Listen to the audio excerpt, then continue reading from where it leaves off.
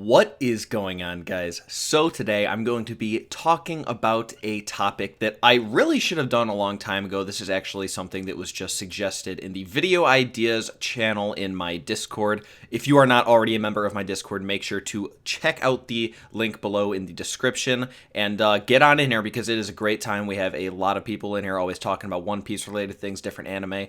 In this particular situation, right, somebody was able to suggest a video idea to me, which is not just cool for him, I guess, but definitely for me, because I always need help coming out with new video ideas. That's the biggest thing holding me back from making videos, so make sure to check that link if you have not done so already. But what this person wanted me to talk about was how strong is Crocodile, because like I've always said, he said the same thing. People seem to have him all over the place in terms of where they think he is in power. I mean, Zayed, don't quote me on this, but I believe you said that Crocodile is likely stronger than Dofi. So there's that. And I know for a fact that people have said that. I just know people who have said that if it wasn't Zayed. So that's complete insanity to me, and that's definitely not the case, at least at the time of the War of the Best. That was most certainly not the case. But I think he is a lot stronger than I sometimes give him credit for, and definitely a lot stronger than he was shown to be in Alabasta. So let's talk about Alabasta first, because that is the number one thing hurting him. If it wasn't for everything that went down in Alabasta, he wouldn't be that bad off. I mean, he is a warlord, right? He's a warlord with a bounty of 81 million, which is pretty sad, but okay, that's all right. So the thing with Crocodile is he didn't do too well in Alabasta versus Luffy, right? Now, everyone likes to say, well, not everyone, but I've had a lot of people say, oh, you realize that Crocodile defeated Luffy 2 times before Luffy was able to defeat him, and I don't really know what that means. I don't know how that is any implication of his power. I mean, all that happened was Luffy goes into Alabasta, fights Crocodile. Crocodile is stronger than him. Luffy fights Crocodile again. Crocodile is still stronger than him. Luffy then becomes more powerful and is now stronger than Crocodile, so Luffy defeats Crocodile. I'm not sure why that is some indication of him being ultra powerful or something, just because he defeated Luffy 2 times before Luffy defeated him. That doesn't really make any sense.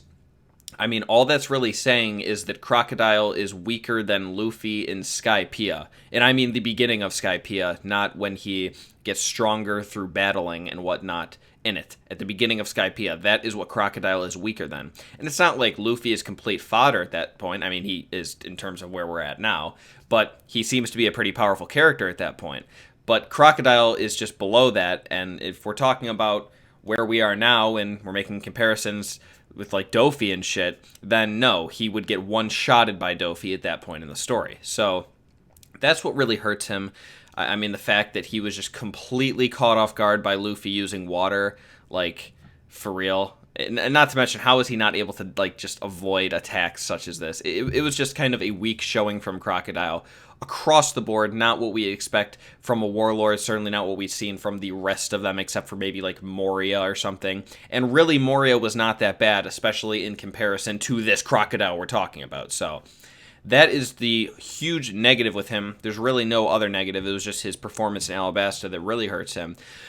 I mean, he has an extremely powerful Devil Fruit. It is a Logia, and I'd say it's a decent one. It's probably not one of the best ones, but it is a pretty decent one. It's okay. And a Logia in general is just powerful by itself. He seems to have a very good mastery of his fruit already, and he could really only have improved upon it at this point. So then, the thing is, he goes to Impel Down. Whatever happens over that period of time, and then he ends up in the War of the Best, where he is portrayed significantly more powerful than he was being shown in Alabasta, considering he had the confidence to try and attack Whitebeard and shit, and he was okay with just kind of telling Dofi to fuck off, which could mean a lot of things. I mean, Dofi was really highly considering fighting Aokiji, and Aokiji would smoke him, and he also wanted to fight Fujitora, and Fujitora would beat him. So that isn't, an indication that Crocodile could have necessarily defeated Dofi. However, I mean, it's not like he's going to be acting like that towards someone who is just so out of his league that it's like one shot and it's over.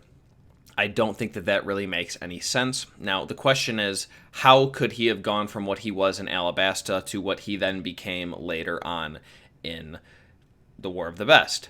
And there's really two explanations to that are possible, in my opinion. One is that Oda just did some terrible writing. He did not a too well job of having Crocodile come back into the series and just increasing the overall power levels of characters throughout that journey. Or, and I don't really want to discredit Oda, so I'm just going to go with the one, maybe he somehow gained power in Impel Down. Now, that's pretty hard to say that he would do that, considering he was on the bottom level where everyone was, of course, Seastone cuffed, and it's not like there was probably much fighting or anything. If there was, it'd be a limited amount because there's only so many people in your cell, and he seemed to be with a lot of other people, so, whatever. However, the Seastone cuffs now actually really isn't that much of a problem, considering we're seeing, this training arc from Luffy and Kid. Kid now has apparently escaped or whatever, but not the point. Luffy is getting more powerful with the Seastone cuffs, so it's possible that Crocodile was able to pull off something similar, or maybe even some crazy-ass shit, like he was able to just work on his haki just by sitting there all day and constantly focusing on that. Maybe he was extremely determined or something. I'm not entirely sure, but that is the best explanation I can give, that in that time in Impel Down, he was extremely embarrassed that he lost to somebody like Luffy, and he just dedicated every moment he could to getting more powerful, maybe. And then so when the War of the Best shows up, he seems to be portrayed as a little bit more powerful. Okay, so there's that. That's what we've actually seen from him. The last thing, really, that isn't any evidence, I suppose, is that he is clearly coming back. I've noticed that there is a small it's not a lot of people, but there is a small amount of people that seem to think that Crocodile is not coming back, which I guess nothing's impossible, but just based on what we've seen with having him escape from Impel Down, like that just being a factor, him getting out of the War of the Best, us seeing him in the New World and whatnot 2 years later, I mean, come on, he's clearly coming back. There's just no doubt of that whatsoever. Why would this be happening if he wasn't coming back? And everyone loves him. I know that Oda loves him as a character. Everyone wants him to come back, and it's not like it would be unfitting for him to do so. So he is most certainly coming back, meaning he is going to be significantly more powerful. He had the time skip, and like I said, after having lost to Luffy, he is going to be more determined than ever. He is certainly a guy that will do whatever it takes to get what he wants. He's not a man that's going to be stopped so easily. So I think he is going to be significantly stronger than he was in both Alabasta and the War of the Best when we see him next. Where exactly would I put him? Well, the problem is, I would imagine that he's not going to be more powerful than Luffy in the War of the Best. How would Luffy defeat Crocodile? Crocodile goes to prison, and Luffy's still out there getting stronger, right? There's no way that Crocodile is going to be stronger than Luffy in the War of the Best time. And with that being said, Luffy probably has the highest aptitude of any character in the entire series. So I'm going to reckon that maybe Luffy is still going to be stronger than Crocodile, which isn't that crazy considering Luffy, just stalemated Katakuri, basically. And I wouldn't put Crocodile anywhere near that high. However, I could still see him maybe being like a low Yonko commander character, maybe even mid-level. I could see him maybe being around the level of Cracker or Ace or something like that, which it might be a little weird for me to say because of, my disposition towards Ace and how I've always thought he is an extremely weak character. But if you haven't seen my most recent video, it was very long and most people probably didn't get to the part where this actually happened. But my mind was actually changed on the topic of how strong Ace is. I still think he is my least favorite character in the series. However, I think he's close. I'm probably going to do an Ace versus Cracker versus video, because I think that it would be an interesting enough battle that it's worth discussing who I think would win and how it would go down and all of that kind of good stuff. So, yes, I think Crocodile might be around a Crackerish Ace kind of level, something like that.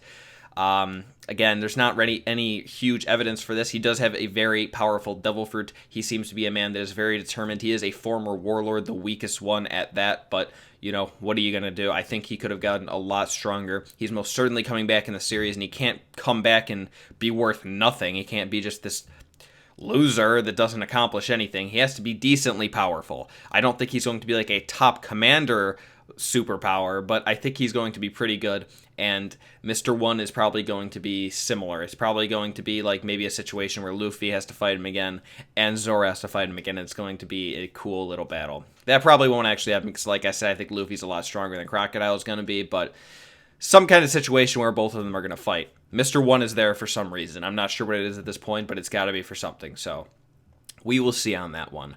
That's basically all I got to say on this. Again, I have had so many different opinions of where exactly Crocodile is. People would always come into my ranking the Warlords video and say something like, there's probably 25 comments on that video that say the exact same thing, word for word, which is, you are underestimating Sir Crocodile. Sir Crocodile.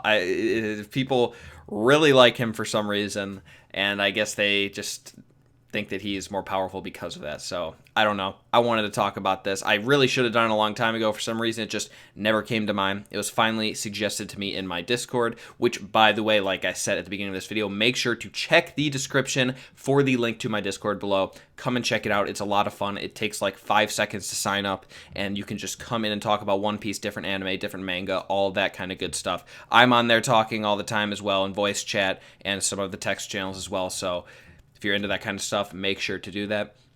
If you made it this far in the video, thank you very much. I do appreciate that. If you enjoyed it, remember to give it a thumbs up and subscribe if you haven't already. Remember to leave me a comment letting me know what you thought about this kind of video. It's another power levels kind of video, I guess you could say. A lot of people seem to have been liking these kind of things, so if not, maybe leave me a comment letting me know a video you'd like to see in the future that's not related to power scaling or anything like that. Some kind of theory video you have, something like that. I read almost all of my comments except the ones that kind of slip through the cracks for one reason or another, so make sure to do that. Also, come and maybe suggest it in the video ideas channel of my Discord, and I will see that much easier. So thank you very much, guys, for watching. I hope you guys have an excellent rest of your day, a great weekend, and I will talk to you soon.